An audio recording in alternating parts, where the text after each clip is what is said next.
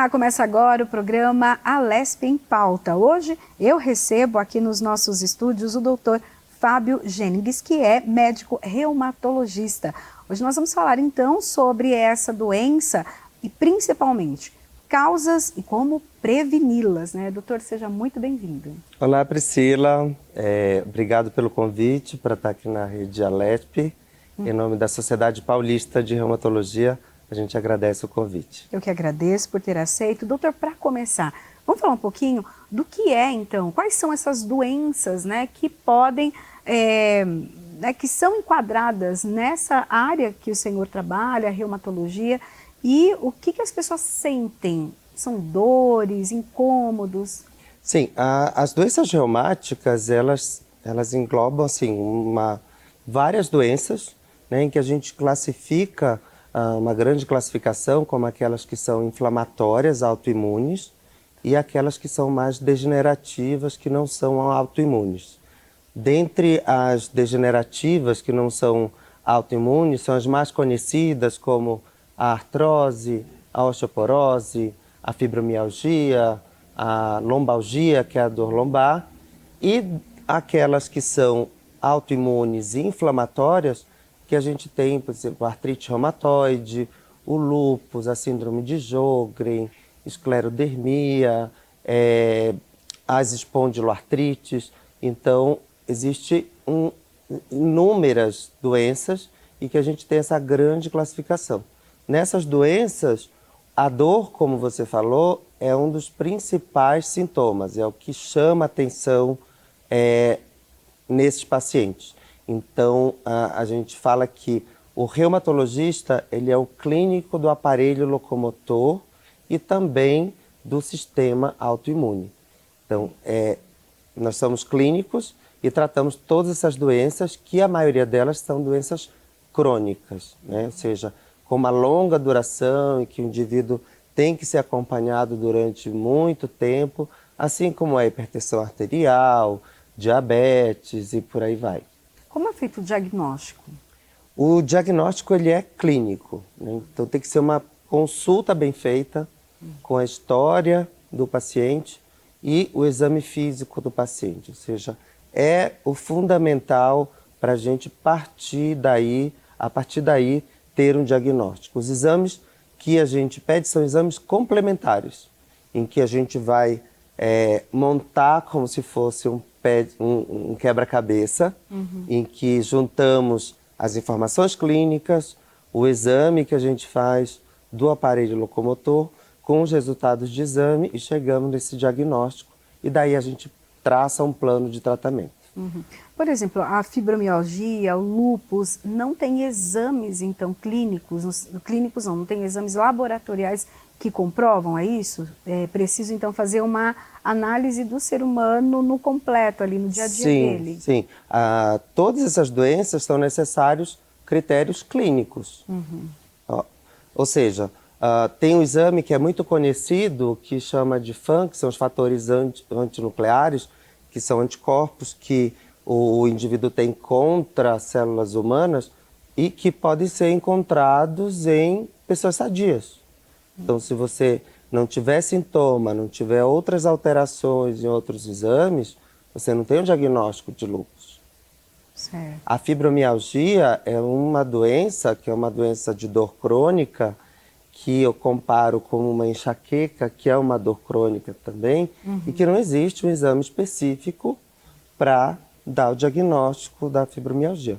Ou seja, é a gente avaliar o paciente, examinar esse paciente, e os exames são pedidos a partir daí para excluir outras causas que sejam, que possam dar os mesmos sintomas. E quais as causas? Porque algumas, como o senhor já falou, são doenças autoimunes. Isso é algo genético, hereditário ou comportamental? É um conjunto de fatores.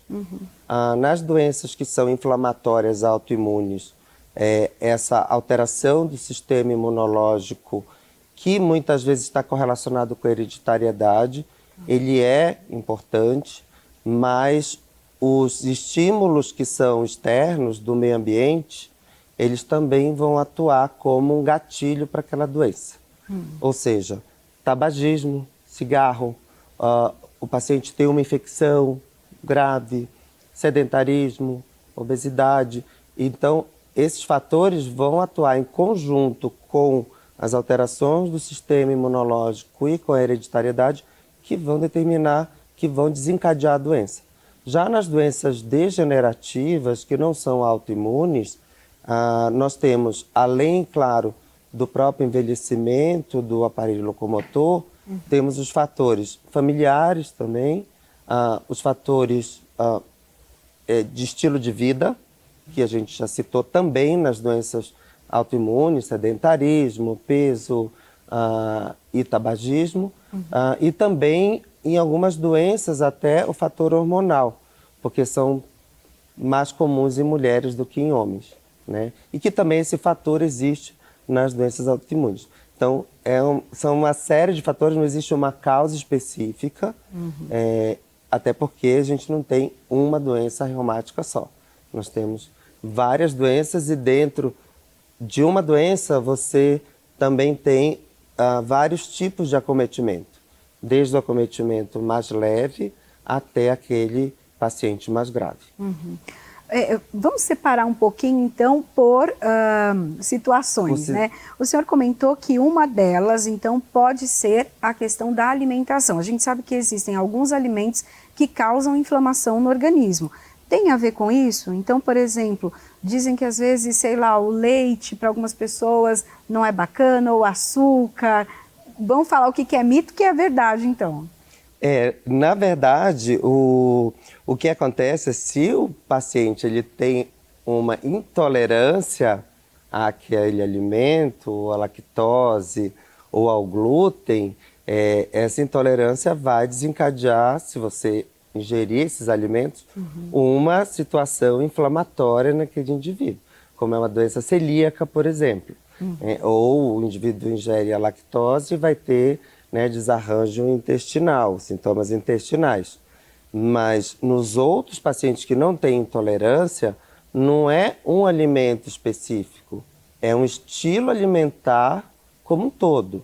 Então, por exemplo, tem pacientes que falam, eu tirei o glúten da dieta e eu melhorei da doença. Mas junto com aquela retirada do glúten, ele retirou vários alimentos, ele diminuiu a ingesta calórica e ele perdeu peso. Então, é o resultado de toda uma mudança de estilo de vida. Está muito mais ligado, então, ao peso, né? E até a questão da gordura no organismo do que realmente o que... Isso, porque são vários... É muito difícil você isolar só um alimento, né? Isolar um componente daquele alimento. Então, os estudos mostram, né, que o que é inflamatório para o indivíduo, que já está comprovado, é a obesidade, é o tecido adiposo. Então, Como o tecido adiposo, ele é considerado hoje em dia como uma glândula, que ele produz substâncias inflamatórias. Então, quanto mais peso, quanto mais tecido gorduroso você tiver, você está mais inflamado. Então, na verdade, sim, para a gente deixar mais uma até mensagem claro, assim, para quem está em casa, para a gente poder entender direitinho. Então, o tecido adiposo, ele é aquela camada de gordura que tem no organismo. Não só fora, mas também a gente tem gordura visceral. Então, por exemplo, aquela gordura no fígado, quem tem o excesso de gordura no fígado, em outros... Nas alças intestinais também. Então, todo esse tecido adiposo, ele produz substâncias inflamatórias. Certo. Então, muitas das vezes o paciente acha que é um elemento, que é um alimento que ele tirou, mas junto com o glúten ele parou de comer a pizza, parou de comer pão, tirou as massas, e com isso ele perdeu peso, perdeu o tecido adiposo e mudou o estilo, né, de alimentação. Então, o alimento ele causa um processo inflamatório se a pessoa é intolerante, se tem comprovado uma intolerância. Agora, eu falar para o meu paciente, você vai tirar só esse alimento e você vai melhorar da inflamação, não é verdade.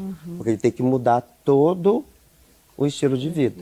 Não adianta você tirar o glúten da dieta e continuar fumando e continuar sedentário. Então, é toda uma mudança de estilo de alimentação e de vida. No caso das doenças autoimunes, então como que elas geram também dentro do organismo? É como se o organismo mesmo se atacasse? É isso? Sim, a grosso modo é isso. Então, você causa um gatilho, em algum momento da vida você tem uma predisposição, geralmente genética, e que com um gatilho, que pode ser uma infecção, pode ser um estilo de vida, cigarro, por exemplo, que são os que são mais conhecidos, estresse, e começa a ter o gatilho para aquelas células começarem a produzir substâncias que vão te inflamar e também produzir anticorpos que vão agredir o teu próprio corpo. Tá? Então, um dos gatilhos para essas doenças que vem sendo estudado é a microbiota intestinal. São aquelas bactérias que vivem no intestino e que dependem da alimentação. Tá? Então, daí vem essa ideia de que a alimentação tem muito a ver com o sistema autoimune e as doenças autoimunes. Sim, é verdade, mas é ainda num contexto bem geral. Então, o que é sabido? Aquelas populações que têm hábitos alimentares mais saudáveis, por exemplo, a dieta mediterrânea, você tem uma microbiota, ou seja, uma flora bacteriana menos agressiva do que aquelas populações que se alimentam de hambúrguer, pizza, alimentos processados, que produzem uma flora bacteriana muito mais agressiva e que vai estimular muito mais o sistema autoimune do que aquela dieta mais saudável. Então a gente bate na tecla mais uma vez. É toda uma mudança de nutrição, de dieta e de estilo de vida. E não só um componente. E daí, as doenças autoimunes, o senhor até comentou que precisa ter ali um gatilho. Se a pessoa não tiver um gatilho, se ela tiver um estilo de vida, né, se alimenta bem, dorme bem, está no peso, toma água, faz atividade física, essas doenças, elas vão ficar lá, guardadinhas, quietinhas, ou uma hora ou outra vai manifestar? A probabilidade é menor, Tá. mas pode se manifestar sim. Existem doenças em que muitas vezes a gente não consegue identificar um ponto, um gatilho que tenha desencadeado aquela doença. Só que hoje em dia, né, Priscila, é difícil você dizer que ninguém vai ter um estímulo desse. Que ninguém tem estresse, que ninguém tem seu momento que acaba não fazendo exercício físico, né, tirar álcool, cigarro, o alimento processado. Então, você limpar todos esses, né, possíveis gatilhos da vida, né, da gente, da vida moderna, é bem difícil. Mas é a orientação que a gente tem, que a gente dá e que também nós seguimos nesse sentido, que é a parte que você consegue fazer para evitar, para prevenir que essas doenças se manifestem. E doutor, o senhor disse que uma das características, e é o que começa ali a investigação de uma doença, é relacionada à dor. Sentir dor é normal ou não é normal? Não. Sentir dor, se você tem um estímulo agudo, um trauma, uma infecção, algum processo desse tipo, é normal, porque é uma reação de defesa do organismo que te avisa que algo errado está acontecendo. Agora, se aquela dor ela começa a se prolongar e começa a ficar crônica, dor crônica, conceitualmente, o conceito é aquela dor que dura mais de 3 meses ou que não está melhorando ali nas primeiras semanas, aí você merece atenção, porque não é normal. Não é normal. E até que tipo de dor? Porque existe, por exemplo, aquela dor na coluna ali, você sente um desconforto, levantou ou usou um sapato diferente, já dá aquela dor, ou aquela dor no joelho e tal, que você mudou aquele calçado ou descansou, aquilo passa, né? Mas como que é essa dor? Ela é constante e ela é algo que chega ao ponto quase de insuportável? Sim, então ela começa a chamar atenção quando essas dores pontuais, elas começam a ficar muito frequentes e começam a afetar as atividades de vida diária da pessoa, né? De calçar o sapato, de tomar banho, de carregar uma compra, ou até de começar também a atrapalhar a tua vida recreativa e profissional. Então, quando ela começa a ficar muito frequente, começa a te atrapalhar, aí tem que chamar atenção que, opa, tem que investigar, né? Ou se ela vem e demora mais a passar, porque tem pessoas que têm pontualmente, você foi, fez um esforço maior, carregou peso, às vezes fica um pouco dolorido no outro dia, porque o exercício físico te deixa, às vezes, dolorido no outro dia, que é uma dor normal. Só que aquilo melhora com 24, 48 horas. Se não melhorar nesse intervalo de tempo, começa a chamar atenção. E se isso começar a ficar muito frequente, ou se uma crise começar a se emendar com a outra. Então, esse é um ponto que tem que chamar atenção. Outro ponto que tem que chamar muita atenção na característica da dor é a dor inflamatória. É aquela que te acorda à noite, você acorda à noite por causa da dor. Ou que você já acorda, você dormiu, descansou, e você acorda dolorido e com aquela rigidez das articulações. Então isso, se começar 1, 2 dias, 3 dias, aí é que vai chamar atenção. E muitas vezes as pessoas vão deixando porque durante o dia vai melhorando, porque a dor inflamatória ela melhora com a atividade física. Então foi porque eu dormi mal, foi por causa do travesseiro, foi... Aí começa a achar desculpa, né? Achar algum motivo. E não é, então tem que ser chamada a atenção dor noturna ou dor que ela já aparece de manhã e que melhora durante o dia. Então, chamar atenção para essa característica também. O senhor comentou também que a questão psicológica faz diferença nessa questão, nas dores e até na alteração ali do estado clínico. Por quê? O que tem a ver, então, as questões emocionais com, por exemplo, a dor no corpo todo, a dor nas... A gente até brincava nas juntas, né, como dizia. Sim. A gente ainda usa o termo juntas mesmo, né, para identificar as articulações. E bom, a parte psicológica, o estresse psicológico, ele já é conhecido como sendo um dos gatilhos, né, como possíveis gatilhos para doenças que são autoimunes mesmo. E do ponto de vista de doença crônica, de dor crônica, há uma íntima relação de dor com o estado psicológico do indivíduo. Que eu comento até com os pacientes que existe um triângulo amoroso do mal, que é a dor, o humor, ou seja, a ansiedade, a depressão, essa alteração de humor que vem, né, e que chega muitas vezes a doenças psiquiátricas, e alteração de sono. Então, essa combinação, essa associação, ela é já bem conhecida. Isso porque os centros que regulam esses sintomas no cérebro da gente, eles são conectados, e mesmo aqueles neurotransmissores, que um deles é um dos mais conhecidos, como a serotonina, ele é um neurotransmissor que é responsável pelo humor e também é um potente analgésico em caso de dor crônica. Então, por isso que muitas vezes trata-se de doenças crônicas, doenças dolorosas crônicas, com antidepressivos, por causa dessa ação desse aumento da serotonina, também como sendo analgésico.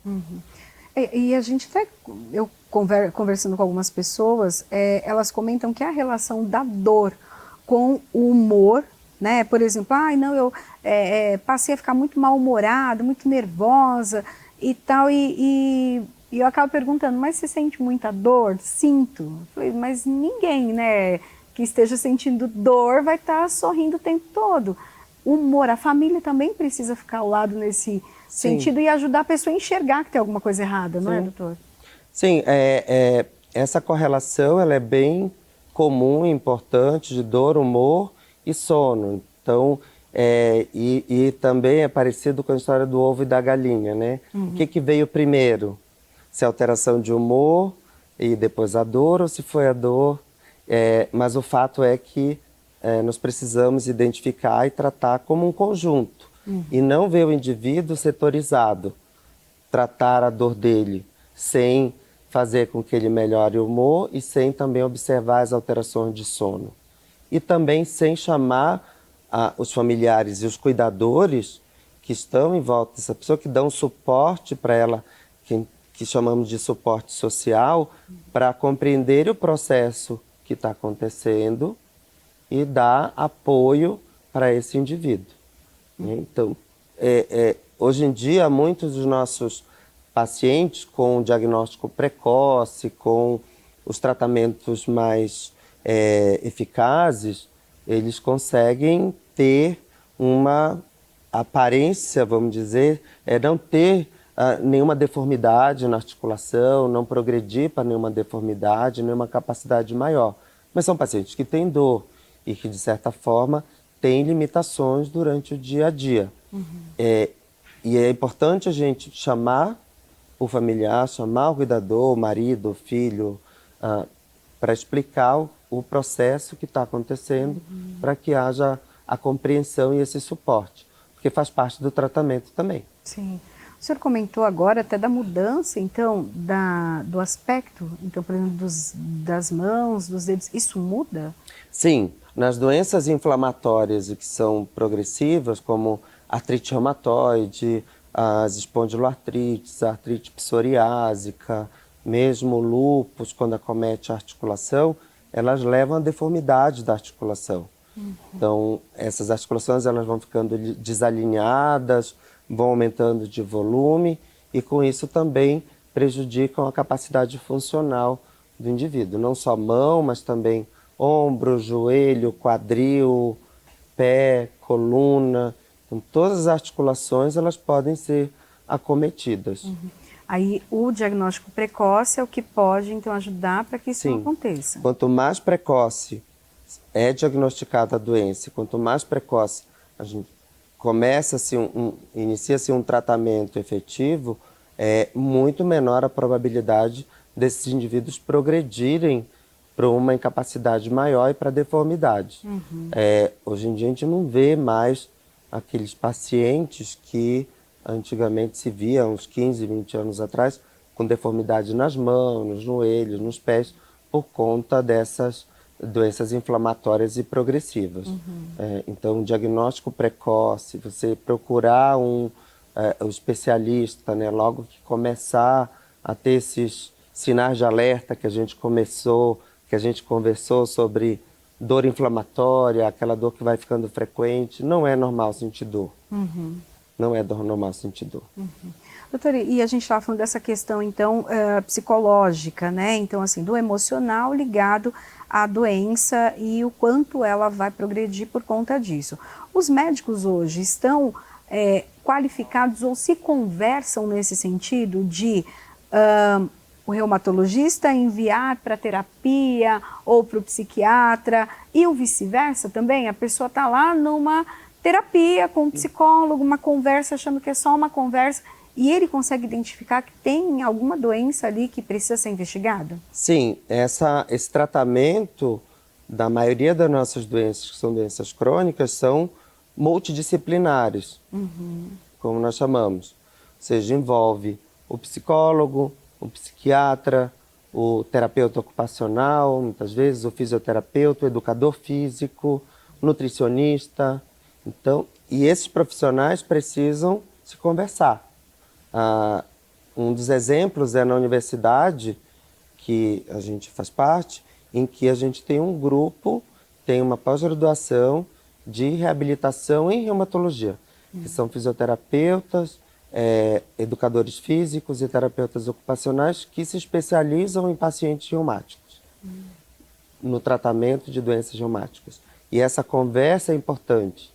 Então, tem vezes que o fisioterapeuta não está indo bem, ele está em atividade de doença, ou a gente precisa talvez trocar a medicação, né, porque aquele profissional, ele está presente na vida do paciente quase toda semana. Um psicólogo, um fisioterapeuta, um educador físico. Já o médico, ele é consultado a cada 2, 3 meses, 4 meses. Então, você ter essa conversa com os outros profissionais, ela é uma conversa fundamental para que você tenha um resultado né, benéfico no tratamento daquele paciente.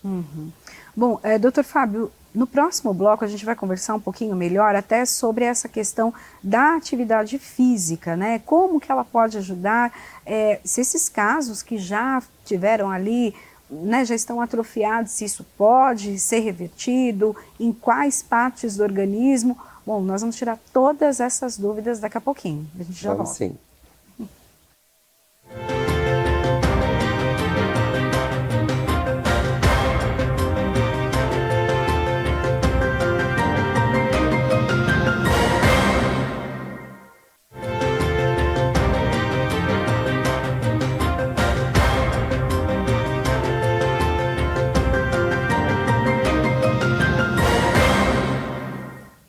Estamos de volta com a Lesp em Pauta. Hoje estamos falando sobre as doenças reumatológicas e eu recebo aqui nos nossos estúdios o Dr. Fábio Jennings, que é médico reumatologista.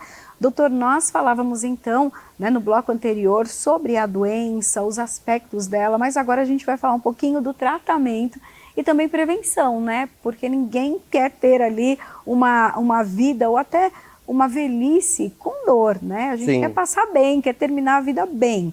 Então, vamos falar um pouquinho, então, do tratamento. Quando a pessoa, então, é diagnosticada com essas doenças que fazem parte ali das doenças reumáticas, como é o tratamento? O tratamento a gente é sempre dividido como medicamentoso e a parte não medicamentosa. Então, dependendo da doença, nas doenças autoimunes e inflamatórias, são indicados medicamentos que são imunomoduladores, são medicamentos que eles vão, a grosso modo, diminuir essa hiperreatividade do sistema imunológico, ou vão bloquear algum daqueles elementos do processo inflamatório. Então, são esses imunomoduladores que têm uma ação anti-inflamatória, que têm essa ação na diminuição da hiperreatividade do sistema imunológico. No caso de doenças crônicas não autoimunes, temos medicamentos que são usados para dor crônica e que podem ser usados com segurança a longo prazo, como citamos os próprios antidepressivos nos processos dolorosos crônicos. Em doenças metabólicas e que alteram o metabolismo do osso, como a osteoporose, temos medicamentos específicos para também melhorar a massa óssea e com isso prevenir fratura. E na parte não medicamentosa, mudanças de estilo de vida, a parte nutricional é importante, a parte também de cessar tabagismo em todas as doenças é fundamental, o controle da obesidade e os exercícios físicos, que são o carro-chefe no tratamento não medicamentoso da maioria de todas as doenças que atingem o sistema locomotor, que a gente chama de doenças reumáticas. Então, é dividido a grosso modo, né, falando bem amplamente, nessas duas categorias. E também, esquecendo, mas terapia psicológica e o apoio também de terapeutas ocupacionais, de fisioterapeuta, de educadores físicos, que é um tratamento multidisciplinar. O senhor comentou sobre o tabagismo, né? Hoje a gente tem muito aquela febre, modinha, ainda mais ali entre os jovens, daquele pendrive, né? Vape, isso.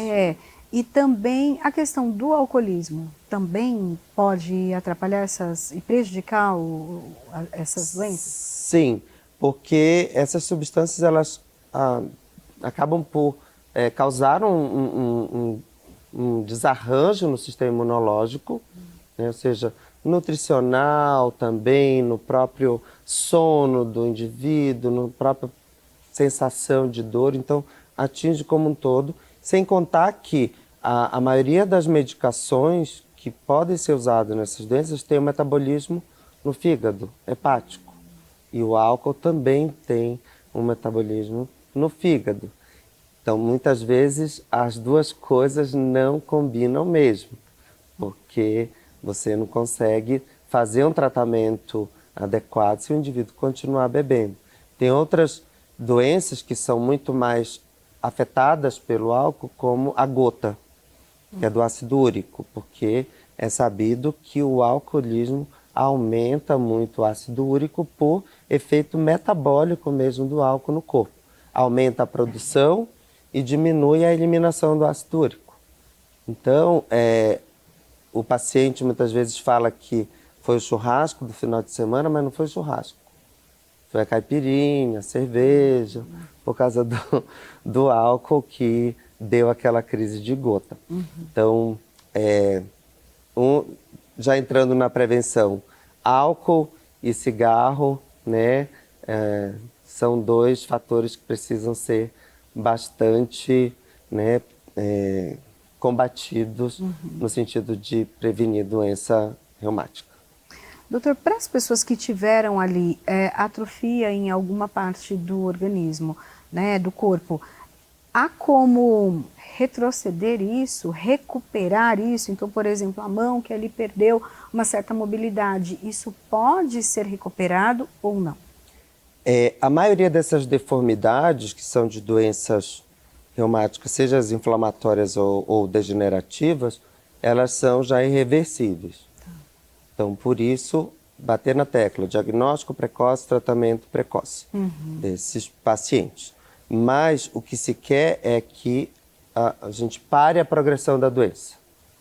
Então, o tratamento promete com que vai parar a progressão daquela doença e, com isso, parar a progressão da deformidade daquele indivíduo. Então, o problema é não chegar até esse ponto de ter alguma deformidade. Quando se tem alguma deformidade, alguma incapacidade, alguma limitação, aí o exercício físico ele entra, né, como a parte de tratamento. Porque os medicamentos eles diminuem o processo inflamatório, melhoram a dor, mas ele não vai te ajudar naquela incapacidade, naquela diminuição da aptidão física que você fica por conta, que o paciente fica por conta da doença articular. Então aí o exercício físico ele é indicado para todos os pacientes que têm essas doenças que atingem o aparelho locomotor de uma forma crônica. São doenças que acompanham só adultos ou crianças também podem ter? Crianças também. Inclusive existe uma classe, um grupo de doenças que é chamado de artrite idiopática juvenil, que ela acomete crianças abaixo de 16 anos e que são tão incapacitantes que podem levar a deformidades tão importantes quanto em adultos. Então, aquela história de que reumatismo, doença reumática é coisa de velho, está errado. E aí é que as pessoas pecam porque acham que não vão procurar um reumatologista porque é jovem, né? E terminam por atrasar um diagnóstico e atrasar um tratamento de uma doença que poderia ser melhor tratada no início. E daí tem a dor do crescimento. Isso dá para confundir um pouquinho? Sim, sim. Existe a dor do crescimento, a dor em membro, que é uma condição comum em crianças, mas que um bom pediatra, um reumatopediatra, que nós temos reumatologistas pediatras especializados, vão saber diferenciar de que é uma doença ou inflamatória autoimune ou aquela doença ela tem uma evolução benigna e que vai melhorar com o crescimento, né, com o tempo de crescimento da criança. E aí, voltando mais no tratamento quanto ao exercício, você estimular uma criança ou adolescente a fazer exercício físico, sair da tela, do celular, do computador, e com isso fazer atividades que tenham estímulo também, você faz como se fosse um banco de osso. Porque aquela fase ela é super importante na aquisição de massa óssea do indivíduo, que é o primeiro estirão, né? O estirão daquela adolescência. E aquele osso, aquela massa óssea que a criança ganha, ela fica pro resto da vida. Então, uma criança sedentária, que não faz exercício e que tem hábitos alimentares ruins, é ruim. Então, você já fica de olho porque você precisa tirar esses fatores que são, muitas vezes, predisponentes de doenças lá na frente. E daí, no caso das crianças, a gente tem tanto a questão do uso da tecnologia cada vez mais cedo, a falta de exposição ao sol, a vitamina D também pode influenciar, e a alimentação, porque tem uns que comem bastante besteira, né? Sim. Eu diria mais a parte do sedentarismo, que você conta como fator deletério mesmo, ficar muito tempo sentado e deitado na frente do computador, e a parte de alimentação, por conta de alimentos processados, alteração do próprio, da microbiota, da flora bacteriana intestinal, e também do que vem associado com o ganho de peso, de tecido adiposo, que a gente já conversou, que é um dos fatores predisponentes para se você tem uma piora das doenças autoimunes. E aí, falando também da parte de peso, de tecido adiposo, vem mais um benefício do exercício físico. Então, mecanismos de melhora do exercício físico, por que ele melhora as doenças reumáticas? Primeiro porque o indivíduo perde peso, ele tira aquele tecido adiposo, então diminui não só a sobrecarga mecânica nas articulações, como também o processo inflamatório. Você estimula músculo, osso a ganhar aptidão física, cardiorrespiratório, até melhorar a condição cardiorrespiratória. O exercício em si ele tem uma ação de estimular citocinas, que nós chamamos que são citocinas anti-inflamatórias, que são proteínas anti-inflamatórias no corpo, além do efeito psicológico, de melhorar bem-estar, melhorar a qualidade de sono, melhorar o humor. Então, assim, existe remédio mais completo que isso? Não tem. E não é só remédio, mas também é prevenção. Doutora, eu já ouvi pessoas que têm doenças reumáticas e que sentem muita dor, falando da dificuldade de começar uma atividade física. Porque, como a gente já conversou, uma atividade física ela já te deixa dolorido naturalmente. Então, no dia seguinte sempre vai estar com aquela dorzinha, mas é uma dorzinha boa do organismo. Quem está com dor, sentir mais essa dor, a pessoa desiste rápido. Pelo menos eu já ouvi relatos da pessoa não conseguir fazer. Sim, esse é um ponto muito importante que você tocou e que é uma dificuldade não só aqui, mas no mundo inteiro, na prescrição de exercício. E eu comparo o exercício físico como sendo um remédio, que você tem a dose, a frequência, você tem o tempo de tomada e o tipo de exercício físico que vai ser prescrito para aquele paciente. Então, se você começar com uma dose muito forte de um tipo de exercício que não é adequado, ou seja, de um remédio que não seja adequado para aquele perfil de paciente, ele vai piorar e não vai querer mais fazer exercício. Então, você tem que individualizar a prescrição de exercício físico para cada paciente, dependendo do grau de aptidão física daquela pessoa. Se é uma pessoa que não faz nada, absolutamente sedentária, você vai começar muito gradualmente, né, com um tempo menor, com uma frequência menor, e vai aumentando gradativamente para adaptar o paciente àquele programa de exercício físico. Aí, esse programa de atividade física não é, então, uma indicação, por exemplo, de uma academia, que você chega lá, passa ali, quero eliminar tantos quilos, e a pessoa vai lá e te passa determinados exercícios. É um médico que tem que passar. Sim, é essa combinação. Médico, educador físico, médico, fisioterapeuta, em que o médico ele manda as orientações, porque não se trata de um indivíduo saudável, se trata de um indivíduo que tem uma doença crônica, então o médico passa as orientações gerais, ó, vamos começar com uma intensidade leve a moderada, num tipo de exercício sem muito impacto, durante quanto tempo, meia hora por cada sessão e 4 vezes por semana.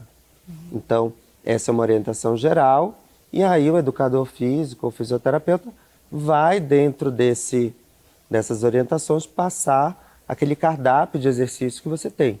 Pode ser feito num centro de reabilitação, pode ser feito numa academia, pode ser feito num parque, e às vezes até em casa, né, com alguns equipamentos, tipo uma banda elástica, uma caminhada que o indivíduo sai para fazer, pesos, por exemplo, caneleira que o indivíduo tem em casa. Então você vai adaptar de acordo com o ambiente que é possível para aquela pessoa. Que eu não... E é preciso insistir, né? Precisa insistir. Porque ele vai sentir dor no primeiro momento, mas aquilo vai melhorando. Geralmente, quando você indica o tipo, né, a intensidade correta para aquela pessoa, ele não vai sentir tanto desconforto e ele vai aderir melhor. Existe. Isso, o médico tem que avisar que, ó, você pode ficar um pouco dolorido, mas é normal. Se for uma dor, claro, que exceda o limite da tolerabilidade, aí, claro, tem que trocar aquele tipo de exercício. Mas tem que ser um acompanhamento como é uma medicação. Né? Então essa dose não deu, vamos diminuir a dose, vamos ajustar o tipo. A musculação não foi legal, então vamos tentar fazer um pilates com uma hidroginástica. Essa medicação não deu, vamos trocar. Então faz parte do tratamento. Então tem que ser perguntado, tem que ser acompanhado e tem que insistir. Tem que tomar, tem que fazer. O senhor comentou que o atendimento para esses pacientes é um atendimento multidisciplinar. Então, vários médicos, vários especialistas estão à disposição daquele paciente para entendê-lo e passar ali tanto a medicação quanto a atividade física, um novo modo de vida, mas ali, né, com vários agentes. Existe algum lugar, algum espaço já que oferece esse tipo de atendimento? Ou a pessoa precisa ir para cada especialista de forma individual, procurá-lo ali? Nos serviços que são universitários, serviços maiores, ou alguns serviços que têm um programa de ensino, de residência, normalmente esses serviços de saúde têm essa equipe onde você manda para reabilitação, para fisioterapia, tem um nutricionista, tem uma equipe de nutrição, tem o endocrinologista, tem o psiquiatra, quando aquele indivíduo precisa de alguma cirurgia ou ortopedia, então tem nesse sentido, né? Isso tudo no serviço público, com todas as dificuldades que a gente tem, mas é possível, às vezes demora um pouco mais de algum paciente ou outro, mas essas especialidades e essas profissões, elas se conversam. Muitas vezes, na universidade, nós temos um prontuário que é único das especialidades, em que você vê o que aquele paciente está fazendo em outros lugares. Quando não cabe, a gente encaminha para algum centro de reabilitação que é necessário para aquele paciente. Porque nem todo paciente vai precisar de toda essa equipe multidisciplinar. Um paciente que vai precisar de um educador físico, tem um que vai precisar de um apoio mais psicológico. Então, isso vai ser muito individualizado, né? Porque, como a gente citou no início, existe um espectro de acometimento de cada doença. Existe uma artrose ou osteoartrite mais leve, existe aquela mais grave, uma artrite reumatoide que é mais bem controlada, aquela que é mais difícil. Então, dependendo do grau de complicações que aquele paciente tem, você vai ter um número maior de profissionais que vão ser necessários para o tratamento e para o acompanhamento. Doutor, o senhor disse que muitas pessoas já procuram ali no clínico geral e daí ali consulta clínica já se consegue detectar algumas coisas. Se a pessoa assistiu, né, o nosso programa e tem aí, já percebeu, falando, eu tenho, né, eu meio que já estou percebendo que eu tenho várias características que indicam, sim, que eu tenho uma doença reumática. Já pode ir direto procurar um reumatologista ou não? Precisa mesmo passar pelo clínico para depois realmente ter esse encaminhamento? São diferentes cenários que a gente tem na rede pública, que pelo próprio sistema de atendimento, aquele paciente ele vai procurar uma unidade básica de saúde, ser atendida por um clínico geral, que também vai ajudá-lo no sentido de ter esse diagnóstico. Quando ele acha que é necessário, ele encaminha para o especialista. Né? Já na rede privada, muitos pacientes já procuram direto, já cortam um pouco o caminho e acham um reumatologista. Mas isso não é tão comum, né, Priscila? Porque existe ainda o preconceito de que doença reumática é coisa de pessoas que têm mais idade. É uma especialidade que é relativamente nova e que precisa ser difundida, que precisa ser conhecida. Então, por isso a gente está aqui em nome da Sociedade Paulista de Reumatologia, batendo na tecla das doenças reumáticas. Então tem toda essa dificuldade. Muitas vezes esse indivíduo demora anos para chegar no especialista e não é por falta de condições, é por falta de orientação mesmo. Uhum. O senhor comentou que faz parte, né, de tanto da Sociedade Brasileira Paulista. Da Sociedade Paulista de Reumatologia, mas a gente também faz parte da Brasileira de Reumatologia e da Universidade. Da Universidade, o que é? Seria esse atendimento global que o senhor comentou? Que é a Universidade Federal de São Paulo, que é a Unifesp, onde a gente tem esse serviço de reumatologia que atende todos, tem o setor de reabilitação e quando o indivíduo precisa, a gente encaminha também para outros setores. Mas ele precisa estar dentro daquela engrenagem que é da universidade. Quando ele está de fora da unidade básica de saúde, ele é encaminhado, referenciado para o serviço que é mais próximo da casa dele. Então tem também que seguir o sistema que é já programado para a parte pública. E o senhor percebe que as universidades estão preocupadas nesse sentido ou não, né? No caso, a Unifesp é referência. Sim, sim. Né? Não, os serviços universitários, né, a maioria do Brasil, e a gente tem uma especialidade relativamente forte, assim, e tem uma sociedade forte, tanto brasileira quanto paulista, todos os serviços universitários ou que estão relacionados com o ensino ou que estão comprometidas em fazer uma medicina que seja baseada em evidência, todos esses serviços eles estão preocupados em ter esse atendimento multidisciplinar, de orientar sobre o diagnóstico, tratamento precoce, prevenção também. Então, a especialidade toda está alinhada nesse sentido de ter melhores resultados com o paciente e essa conversa com as outras profissões e especialidades médicas. Doutor, o senhor percebe que tem aumentado o número de pessoas diagnosticadas com doenças reumáticas? Sim. Depois da Covid, será que tem alguma relação? A Covid aumentou alguns casos de fadiga, né? Então hoje tem muitos estudos ligando essa Covid longa com fadiga, mas a gente tem que ter em mente que foi um processo infeccioso. E toda infecção pode ser gatilho para algumas doenças reumáticas. Mas a longevidade da população está aumentando, então com isso você tem maior número de pacientes.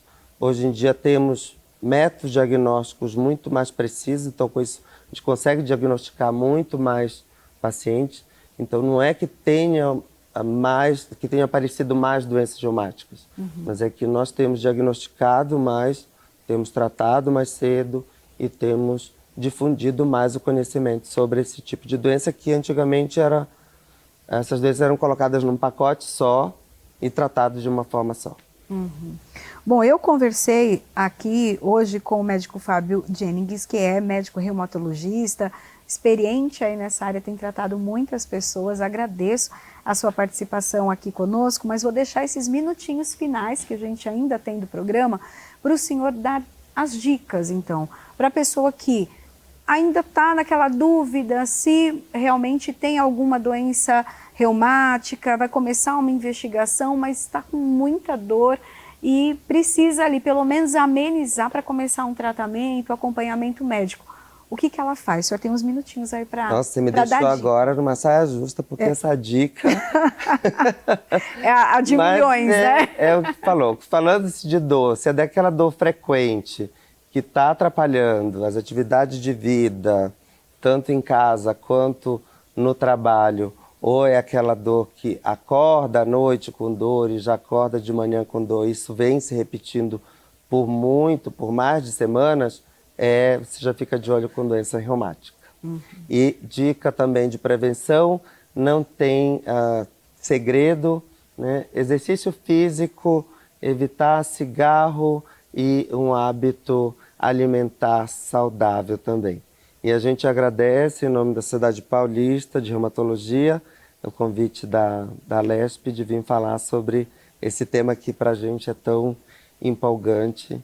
E obrigado, Priscila, pelo acolhimento e pela entrevista. Eu que agradeço, e também dúvidas as pessoas podem acessar o site também, né? Sim, temos o site da Sociedade Paulista de Reumatologia, nós temos a página no Instagram, que é Reumatologia SP, e temos outras redes sociais, como no YouTube também, no Twitter, então procurem, que lá tem informação de qualidade. E o senhor também coloca bastante conteúdo, né? No seu... Também, mas a sociedade é que tem mais. Uhum. A sociedade é que tem mais. Tá ótimo. Então, agradeço a sua participação de hoje, trazer para a gente tanto conhecimento, né? Para que quem está em casa, às vezes, acha não tem uma luz no túnel. Tem. Acabamos aí com esse programa falando para você e dando uma direção.